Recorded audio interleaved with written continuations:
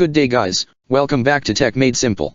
In today's video, I'll show you how to use Microsoft Word step by step for beginners. If you've never used Microsoft Word before, don't worry, this tutorial is made simple and easy to follow. Opening Microsoft Word. First, click on the Start menu on your laptop. Type Microsoft Word in the search bar and open the application.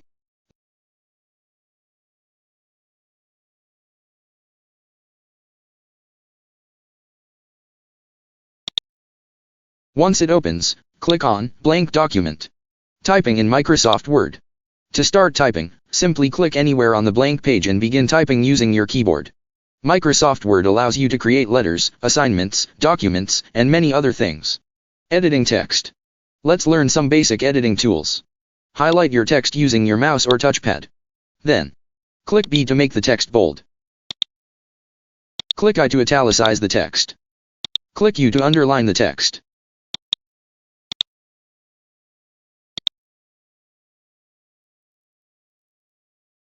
Changing font style and size.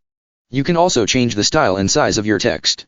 At the top menu, choose a font style like Arial or Times New Roman. Increase or decrease the font size. Saving your document.